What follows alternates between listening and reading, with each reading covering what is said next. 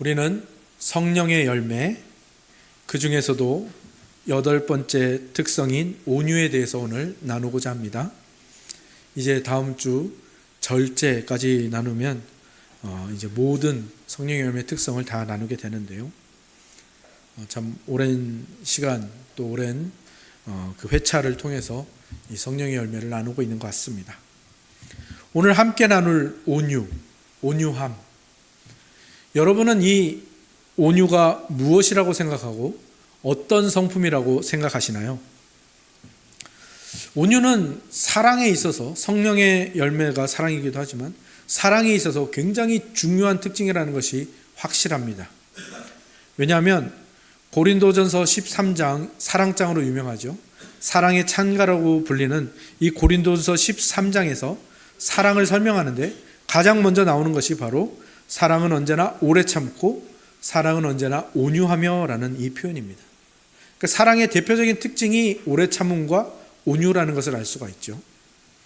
합신의 조병수 교수님은 이것을 어떻게 표현하냐면 사랑은 두 발을 가지고 움직이는데 그 한쪽 발이 오래 참음이고 다른 한쪽 발이 온유다라고 그렇게 표현할 정도로 사랑에 있어서 가장 대표적인 모습이 그 중에 하나가 온유라는 것이죠.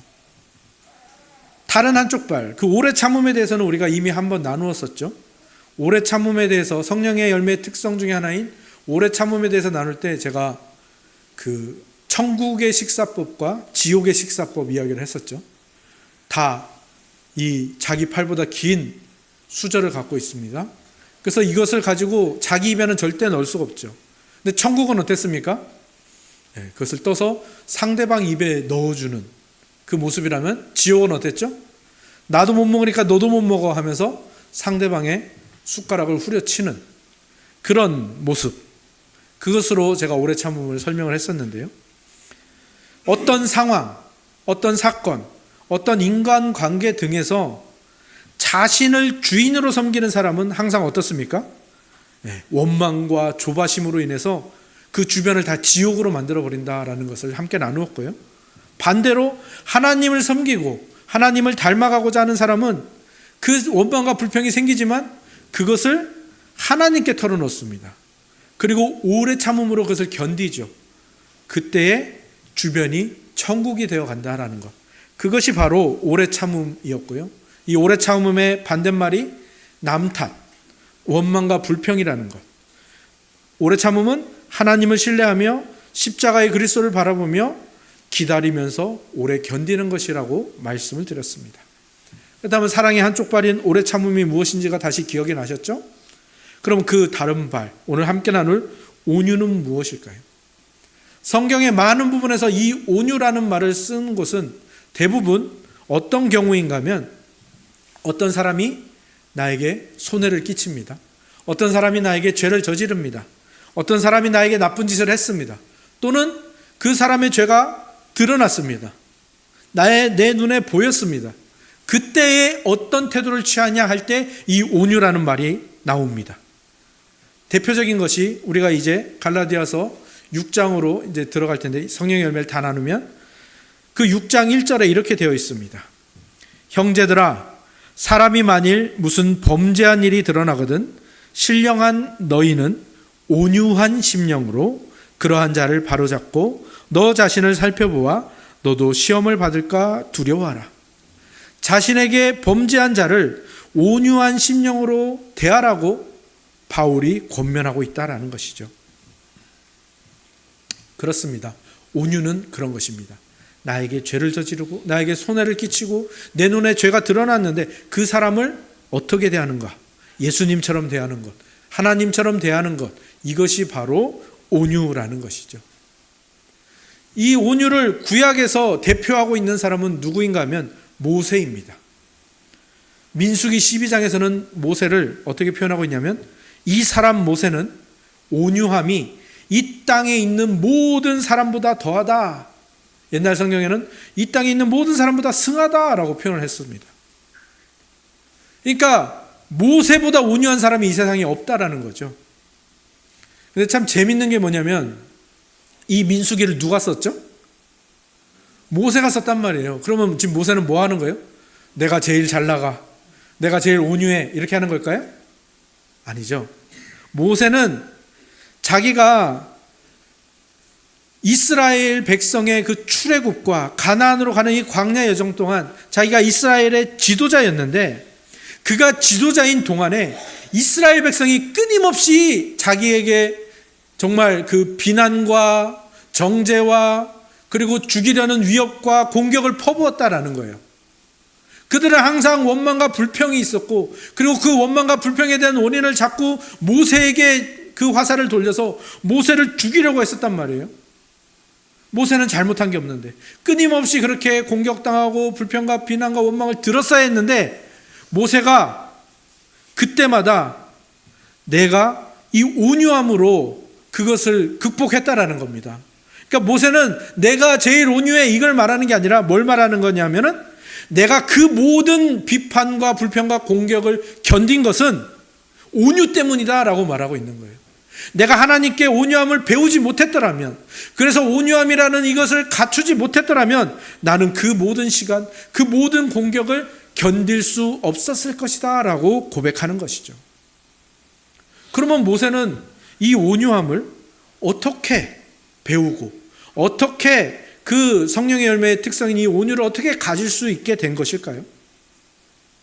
그래서 한마디로 말하자면 모세가 내로남불하지 않은 겁니다. 내로남불 무슨 뜻인지 아시죠? 내가 하면 로맨스고 남이 하면 불륜이다. 무슨 뜻입니까?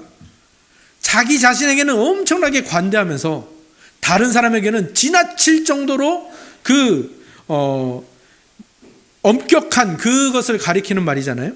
그러니까 모세가 내로남불하지 않았다라는 말은 무슨 뜻입니까? 이스라엘 백성을 보니까 불평, 원망, 그리고 그렇게 막 불같이 화를 내는 이스라엘 백성을 보니까 자기의 예전 모습이 떠오른 거예요. 나는 안 그랬는데가 아니라 내가 저랬었는데, 이게 딱 되는 거죠. 모세가 예전에 어땠는데요? 모세가 예전에 애굽의 왕자로 살았습니다. 40년 동안을. 그런데 그 다음 40년은 미디안 광야에서 양을 치는 목자로 살았습니다. 그러면 왕자가 목자가 되었다는 것은 그 중간에 엄청난 사건이 뭐가 하나 있었다라는 거잖아요. 이 사건이 뭐였냐면은 이 애굽의 왕자로 사는 이 40년 동안 이 모세가 어떤 사람이었냐면요, 성격이 불같이 급한 사람이었어요. 그리고 이 사람 마음에 어떤 열정이 있었냐면은 애굽에게 학대를 받는 이스라엘 백성, 자기 민족, 자기 동족 이스라엘을 구하고 싶은 마음이 불같이 끌어오르고 있었던 그 상황이란 말이에요. 그런데 그의 눈에 어떤 것이 들어왔냐? 애굽인 관리가 자기 동족 이스라엘 백성을 괴롭히고 학대하는 모습을 보니까 이 사람이 정말 눈이 돌아버린 겁니다. 그래서 그 애굽 관리자를 때리기 시작하는데 죽도록 때린 거예요. 사람을 때려서 죽인다라는 건요, 보통 눈이 돌지 않으면 할 수 없는 일이잖아요.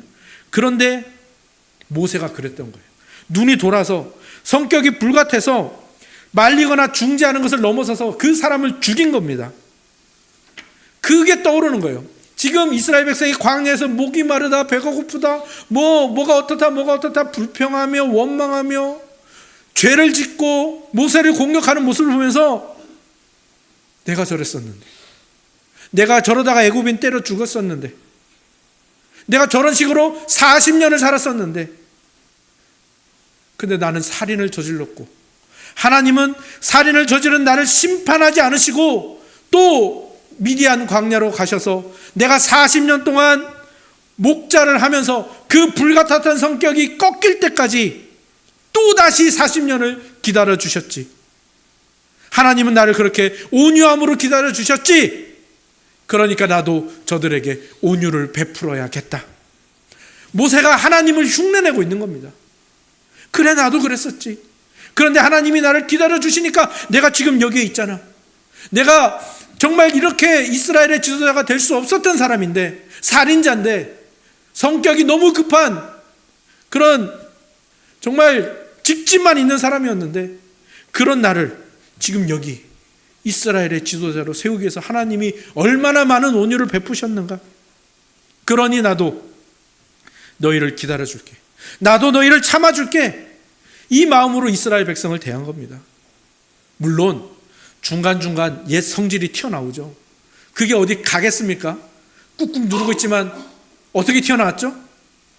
이스라엘 백성이 금송아지를 섬기는 모습을 보면서 십계명 두 돌판을 집어던져서 깨트리죠. 그리고 또 무리바 사건. 무리바 사건이 어떤 사건인가 하면 이스라엘 백성이 또 목마르다고 계속 칭얼칭얼거리고 떼를 쓰는 거예요. 왜 우리를 괜히 애굽에서 끌고 나와서 여기서 목말라 죽게 하느냐고. 그러니까 하나님한테 또 모세가 구합니다. 부글부글 끓고 있죠. 그러니까 하나님이 말씀하십니다. 너 지팡이를 가지고 반석에게 물을 내라고 명령을 해라. 근데 이 모세가 이 부글부글 끓는 이 옛 성질을 견디지 못한 거예요. 그래가지고 어떻게 했냐면 반석을 두 번 팍팍 칩니다. 뭐 한 겁니까? 야 이스라엘, 너네 진짜 너무하다. 좀 기다려봐, 내가 물 줄게 하면서 지 승질에 못 이겨서 이 반석을 두 번 딱딱 친 겁니다. 그래서 모세가 이 사건으로 하나님의 영광을 가리게 되고, 그래서 모세가 가나안 땅에 들어가지 못하게 되잖아요. 모세는 또 그것을 받아들입니다. 아이고, 내가 또 이 온유하지 못하고 또 옛 성질이 나왔네. 그러면서 후회하면서 회개하면서 그 다음에도 계속 하나님처럼 온유하게 기다려주고 그렇게 되기를 위해서 애를 썼었죠. 모세는 분명하게 알고 있는 거예요. 자신이 살인을 저지른 후에 광야에서 목자로 살면서 내가 하나님께 구하고 바랬던 것이 뭐냐? 온유였다라는 겁니다. 그리고 하나님께서 자신을 40년을 기다려주셔서 이스라엘의 지도자로 세우신 것도 바로 자기 자신이 그 하나님의 온유가 베풀어진 증거라는 것을 분명히 알았던 겁니다. 그래서 자기 자신이 하나님의 온유의 증거로서 이스라엘 백성에게 다가가는 겁니다. 자기가 하나님의 온유로 안식을 얻었던 것처럼 이스라엘 백성에게 온유를 베풀어서 이스라엘 백성이 자유와 안식을 얻게 하려고, 그래서 하나님의 온유를 흉내내는 겁니다. 그렇게 해서라도 이스라엘 백성이 그 안식을 얻고 그 가나안 땅으로 갈 수 있게 하는 것이죠. 그러니까 모세가 경험한 하나님의 온유하심이 이렇게 모세를 통해서 이스라엘 백성에게로 흘러가는 것이죠. 여기서 온유가 무엇인지가 분명하게 드러나지 않습니까? 온유가 무엇입니까? 어떤 목사님이 온유를 이렇게 정의하더라고요. 온유란 어떤 사람이 나에게 손해를 끼치거나 죄를 지었을 때, 또는 그의 죄가 보였을 때 그를 정죄하지 않고 공감하고 사랑하면서 그 죄와 악을 해결하고자 하는 마음, 그리고 그 열정과 사랑이다. 모세가 이것을 먼저 경험한 거예요. 자기 죄가 그렇게 밝히 드러났는데 하나님이 그것을 정죄하지 않고 그 죄와 악을 해결하면서 40년 동안 기다려주셔서 모세라는 사람을 지도자로 세우시더라는 것, 이걸 먼저 경험을 했고요. 그리고 그것을 이제 실천하는 겁니다. 이스라엘 백성에게. 그 모세도 하나님의 온유를 바랬고요. 이스라엘 백성도 그렇게 죄를 지으면서도 하나님의 온유를 바라고 있는 겁니다. 우리도 마찬가지죠. 우리도 계속해서 우리가 뭘 바라고 있습니까? 하나님이 나에게 온유함을 베풀어 주기를 바라고 있는 거죠. 누군가가 나에게 온유함을 베풀어 주기를 바라고 있다는 겁니다.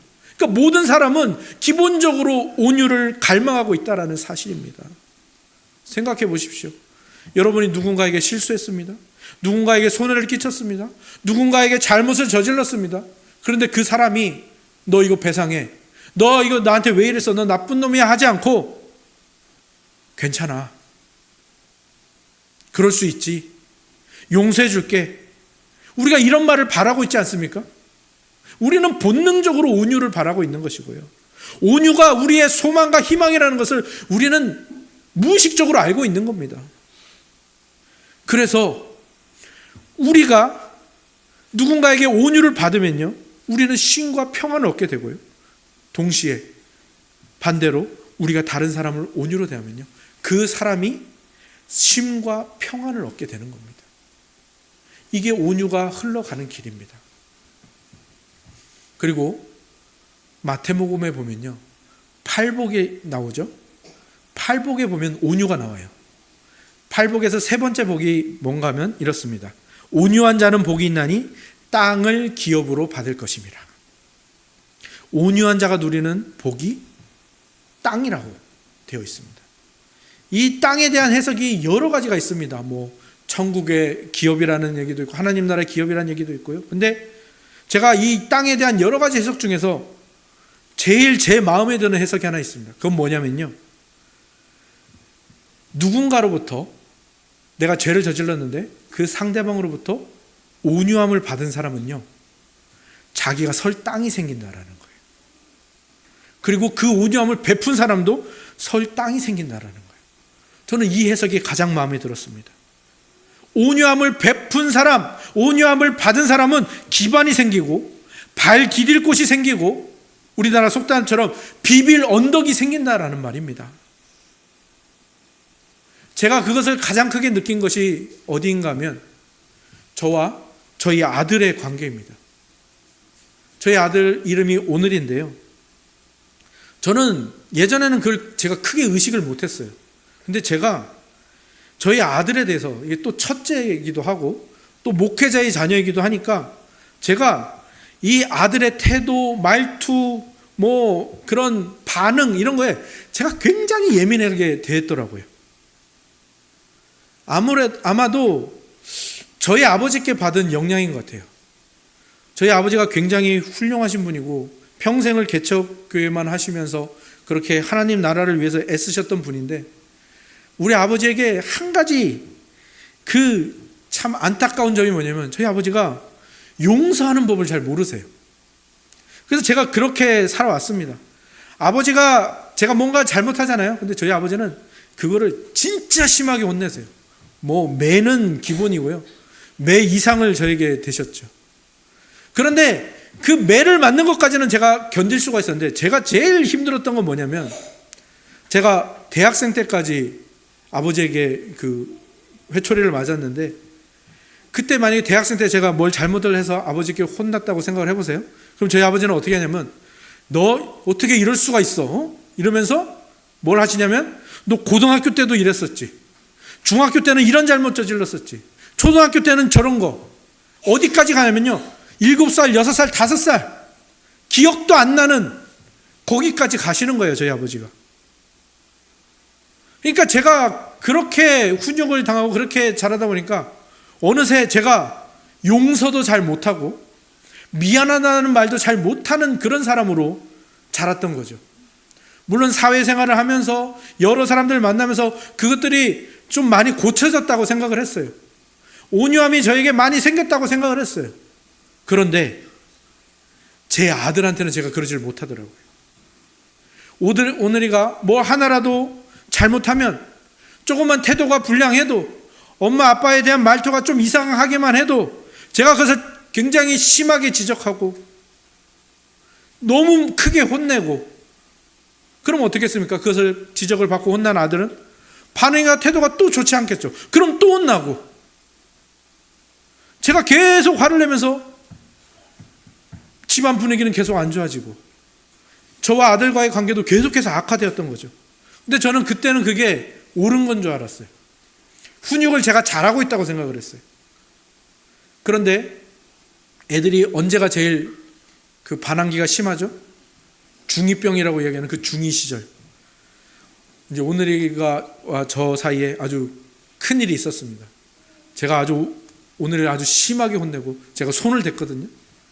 그때 집안 분위기가 완전히 아주 깔아앉았죠. 저희 아내도 울기 시작하고 세 딸들도 울기 시작하고. 근데 제가 그 모습에 충격을 받았죠. 내가 잘못하고 있구나라는 것을 그때 알았어요. 그리고 그때부터 제가 저희 아들 오늘에게 용납이라는 것을 하기 시작했어요. 웬만한 거는 참아주고, 웬만한 잘못이나 이것들은 넘어가주고, 눈 감아주고, 엄마에게 맡기고, 혼내는 사람은 엄마로 충분하다, 조용하게 타이르고, 그 말로 설득을 하고, 이런 일들을 한 거죠. 제가 온유해야겠다 이렇게 작정을 해서 한 게 아니라 제가 너무 충격을 받아서 제가 태도를 바꾼 거죠. 지금 돌아보면 제가 오늘한테 온유라는 걸 베풀고 있었다라는 것을 알게 되었습니다. 근데 정말 놀라운 건 뭐냐면 그 다음부터 정말로 눈에 띄게 저와 아들의 관계가 좋아졌다라는 거예요. 제가 무슨 말을 해도 이제는 그 아들이 반응이 달라요. 말이 통해요.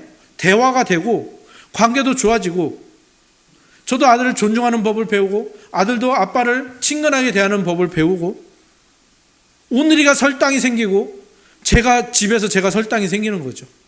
이게 온유가 가진 힘입니다. 물론 또 중간중간 모세가 옛 성품이 끌어올랐던 것처럼 저도 뭐 찌그락빠그락 할 때가 있지만, 지금 관계를 보면 예전에 중2 때랑 생각해 보면 진짜 천지 차이입니다. 이 온유가 가진 힘을 제가 그때 깨달은 거죠. 우리가 받은 축복이 바로 그겁니다. 우리가 예수님으로부터, 우리가 하나님으로부터 온유함을 받았기 때문에 우리가 지금 여기 이 예배의 자리라는 설당이 생긴 겁니다. 그리고 그 설당을 받은 우리가, 그 온유함을 받은 우리가 누군가에게 온유함을 베풀잖아요. 그럼 그 사람도 설당을 얻게 되는 것이고요. 여러분은 그 사람에게 온유를 베푼 것은 그 사람이 설당을 제공한 것뿐만 아니라 그 땅에서 살아갈 수 있도록 여러분이 지지해주는 그것이 되는 거예요. 그리고 이 온유함의 힘을 신약에서 가장 잘 보여주는 사건이 오늘 우리가 읽으신 본문, 가늠하다 잡힌 여인의 이 사건이죠. 어떤 사건인지 아시는 분들은 아시죠? 바리새인들이 가늠하다 잡힌 여자를 예수께 끌고 옵니다. 그리고 말합니다. 선생이여. 여기서 선생이여는 높이는 말이 아닙니다. 네가 선생이라며, 네가 하나님의 말씀을 가리키는 선생이라며. 그런데 이 여자가 가늠하다 잡혔거든요. 그러면 모세는 이런 자를 돌로 치라 했는데 선생이라고 말하는 당신은 어떻게 하시겠소? 라고 시험을 하는 겁니다. 사실 굉장히 부당한 장면이죠. 이 사건에는 부당함이 한두 개가 아닙니다. 사실 생각해 보십시오. 간음은 혼자 저지르는 게 아니잖아요. 그죠? 간음은 둘이 저지릅니다. 그런데 왜 여자만 끌고 와서 여기서 이러고 있을까요? 이것이 첫 번째 부당함이고요. 또 두 번째 부당함, 뭔가 뒤가 구린 것 같은 건 뭐냐면, 간음을 예고하고 하는 것도 아닌데 어떻게 그 현장을 잡을 수 있었을까요? 뭔가 함정을 판 건 아닐까요? 아무튼 이런 부당함들, 이런 뒤가 구린 모습들이 가득합니다. 그런 건 둘째치고 지금 예수님께 이 사건을 가지고 이렇게 묻는 이유는 예수님이 빠져나갈 수 없는 그 함정을 만든 거죠. 돌로 치라 하면은 어떻게 나오는 겁니까? 예수님이 그럼 그 여자를 돌로 쳐라 그러면 뭐라고 하겠어요?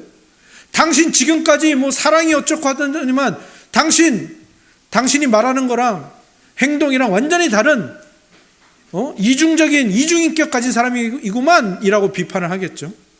그러면 예수님이 돌로 치지 마라 하면은 어떻게 하겠습니까?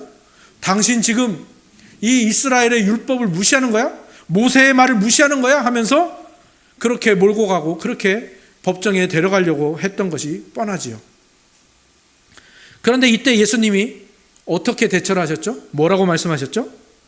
너희 중에 죄 없는 자가 먼저 돌로 치라. 그리고 뭐 하셨어요? 계속 땅바닥에 손가락으로 뭘 계속해서 쓰십니다. 그리고 어떻게 되죠? 그 말씀을 듣자마자 본문에 나오는 것처럼 어른으로부터 시작해서 젊은이까지 들었던 돌을 내려놓고 하나씩 사라지기 시작합니다. 그리고 여자와 예수님만 남았을 때 예수님이 물으시죠. 여자여, 당신을 정죄하던 자들 다 어디 갔습니까? 나도 당신을 정죄하지 않을 테니까 가서 다시는 죄를 범하지 마십시오 라고 하면서 온유를 베풀어 주시는 거죠. 온유가 이렇게 베풀어지고 있는 겁니다. 이 여인의 간음이라는 죄가 드러났고요, 그것을 이용하려는 음모와 정죄의 모습들이 드러났습니다. 예수님이 이 여인에게 온유를 베푸시기 위해서 어떤 일을 하셨냐면은 손가락으로 뭘 쓰고 계셨어요. 뭘 쓰고 계셨을까요? 아마도 유추해 보건대 거기에 돌을 들고 서 있었던 그 사람들의 죄악들을 쓰고 있지 않으셨을까요? 그죠? 이름은 적지 않고 죄에 대해서 쓰는 거죠. 그럼 그 죄를 지은 사람은 그걸 보고 자기 이야기라는 것을 분명히 알 거 아니에요? 근데 저는 거기서 한 단계 더 나가서 예수님이 그렇게 죄악들을 쓰시고 그러지 않으셨을까요? 이 죄를 용서한다 하면서 지우고, 또 다른 죄악을 쓰시고 이 죄를 용서한다 이러시지 않았을까? 왜냐하면 그 어른으로부터 젊은이까지 하나씩 하나씩 나갔다는 그 이야기를 통해서 제가 한번 유추해 본 것입니다. 성경에 나오는 말은 아니지만 그 죄를 지은 자만 그것을 보고 알았을 것이고요.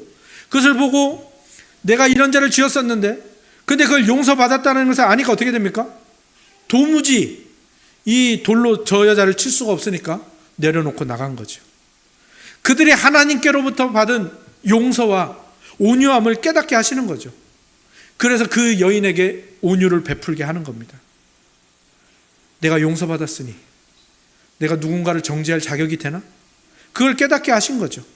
우리의 죄를 깨닫게 하시고 그 죄를 불편하게 여기게 하시고 그 죄를 용서하신 온유하심을 맛보게 하시는 거죠. 그리고 온유함을 베풀도록, 용서를 베풀도록, 정죄로 나아가지 않도록 하시는 거죠. 그것뿐만이 아닙니다. 어른으로부터 시작하여 젊은이까지 하나씩 하나씩 나갔다라는 이 말에 주목한 김영민이라는 철학자가, 신학자가 아닙니다, 철학자가 이런 글을 썼습니다. 제가 잠깐 읽어드릴게요. 나이 많은 사람부터 하나하나 가버렸다는 흥미로운 구절에서 유추해보면 제일 마지막까지 남아있던 어느 철모르던 소년의 존재를 상상할 수도 있겠다. 그는 별 생각 없이 인근을 배회하다가 그 현장에 입회하게 되었을 것이다. 그리고 예수님의 단호하고 현명한 개입이 아니었더라면 그 역시 그 죽음의 현장에 별 의도 없이 붙어 있다가 어른들을 따라 돌멩이 몇 개쯤은 던졌을 것이다.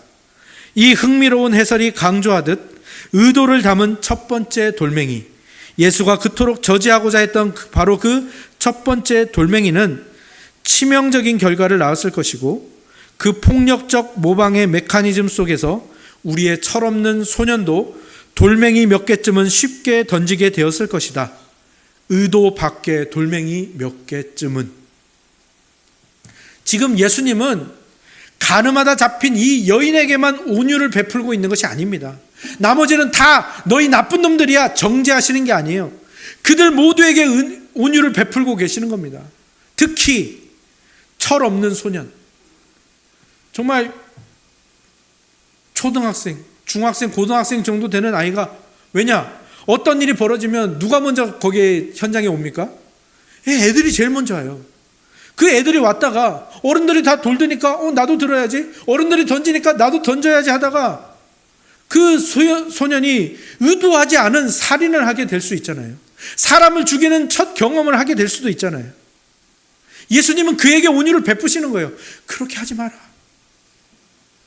그리고 정죄의 마음에 휩싸여서, 간음하다 잡힌 저 여인에 대한 분노에 휩싸여서 이 사람을 죽이는 일을 하면서도 그것을 정당화하고 있는, 나는 괜찮아, 나는 간음하지 않았으니까 나는 돌을 던져도 돼 라고 했던 그 어른들을 구하고 있는 것이고요. 그리고 이 모든 일을 계획한 그 바리새인들에게까지 지금 예수님은 온유를 베풀고 계시는 겁니다. 그들이 저지를 수도 있었던 그 살인을 막으시고 그들의 잘못에 온유를 베푸셔서 그들에게 설 땅을 제공하고 계시는 겁니다.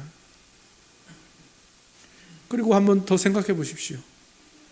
이제 예수님과 간음한 여인만 남았죠. 예수님이 말씀하셨습니다. 죄 없는 자가 돌로 치라. 그럼 죄 없는 자가 돌로 치는 거라면 사실 죄 없으신 예수님, 그 예수님만이 이 여인을 돌로 치실 수 있는 것이고 치셔야 마땅한 것 아닙니까? 그런데 그런 분이 돌로 치지 않으십니다. 그녀에게 온유를 베푸십니다. 그러면 지금 예수님은 율법을 어기신 건가요? 아니죠. 예수님은 지금 율법을 완성하고 계시는 겁니다. 어떻게 하시는 거죠? 어떻게 완성하고 계시죠? 바로 이 여인이 맞아야 하는 그 돌을 자기가 대신해서 맞겠다고 하시는 겁니다. 여인이 돌로 맞아야 되는 그 죄로 인해서 자신이 채찍을 맞으시겠다는 것이고, 자신이 십자가에 못 박히시겠다는 것이고, 자신이 창에 찔리시고, 그 모든 죄에 대한 비난과 정죄와 욕설을 자신이 당하시겠다는 겁니다. 그리고 그 죄로 인하여 하나님께 버림받아 마땅한데 이 여인이 그 버림당함을 자신이 당하시겠다고 하시는 겁니다. 뿐만 아니라 이 사건을 통해서 자기의 죄를 깨달은 돌을 든 사람들, 우리도 그 중에 하나죠. 그들이 돌을 던졌다 생각해 보시고요. 그러면 그들은 나중에 자기의 죄로 인해서 그들도 돌을 맞아야 할 것 아닙니까? 그들도 정죄의 돌, 심판의 돌을 맞아 죽어야 마땅한 것 아닙니까? 그런데 그들이 맞아야 할 돌들까지도 예수님이 다 맞으시겠다라는 겁니다. 그들이 죽어야 되는데 예수님이 대신 죽으시겠다라는 겁니다. 그들이 손에서 내려놓은 그 모든 돌들을 예수님이 다 맞아주시겠다고 하신 겁니다. 이게 우리가 받은 온유의 정체인 것이죠. 우리가 지금 여기에 예배 드릴 이 땅, 기도하고 찬양하는 이 땅을 우리가 어떻게 제공받은 겁니까? 그렇게 제공받은 겁니다. 예수님이 우리가 맞아야 할 돌들을 다 맞아주심으로 말미암아 우리가 설 땅을 제공받은 겁니다. 우리가 기도하고 찬양하고 예배하고 신자로 살아가는 그 땅, 그 기반, 그것을 우리가 얻게 된 이유가 바로 여기에 밝히 드러나고 있는 거죠.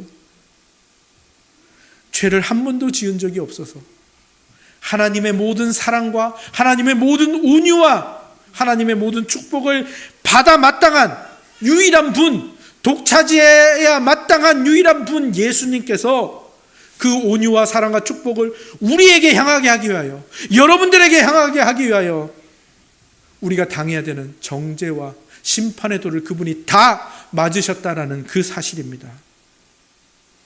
우리가 이것을 분명히 알아야 됩니다. 우리는 도무지 받을 수 없는 은혜와 도무지 받을 수 없는 사랑과 온유를 받은 사람들입니다. 우리가 이것을 알아야 됩니다. 이것을 안 사람은 그 온유를 흉내내는 대로 갈 수밖에 없는 거죠. 그래서 오늘 그것을 여러분 안에 새기기 위하여 저를 따라서 해보시기 바랍니다. 한번 따라해 보시기 바랍니다. 나는 내가 생각한 것보다 훨씬 더 큰 죄인이다. 하지만 내가 감히 바라고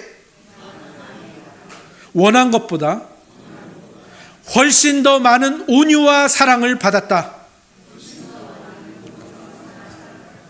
나는 사랑받은 죄인이다. 나는 온유받은 죄인이다. 네, 이게 바로 복음의 이중적인 선언입니다. 그리고 우리가 온유로 나아갈 수 있는 길입니다. 죄는 미워하되 죄인은 미워하지 않는 거죠. 굉장히 유명한 말이죠. 근데 온유가 바로 그거예요. 죄는 미워하되, 그래서 함께 죄는 해결하되 그 죄를 저지른 그 사람은 미워하지 않는 겁니다. 근데 그게 가능할까요? 그거는 그냥 상상 속에 있는 얘기 아닐까요? 어떻게 죄는 미워하고 죄인은 미워하지 않을 수 있죠? 가능합니다. 왜냐고요? 여러분들이 제일 잘하는 거거든요. 여러분에게는요, 끔찍한 죄를 지은 한 사람이 있습니다. 그런데 여러분은요, 그 사람을 끔찍하게 위하고 사랑합니다. 그 사람이 누구죠? 네, 여러분 자신이요. 여러분 생각해 보시죠. 여러분이 가진 갖가지 연약함과 악함들, 여러분의 그 악하고 더러운 생각들, 그리고 여러분이 지은 죄, 마음으로 지은 죄, 여러분이 가진 탐욕, 여러분 안에 그 더러운 죄들, 너무 밉죠. 너무 싫죠. 그런데 어떻습니까? 여러분은 지금까지 살아온 동안 평생토록 여러분 사랑하는데 어려움 느낀 적 없으시죠? 어려운 일이 아니었잖아요.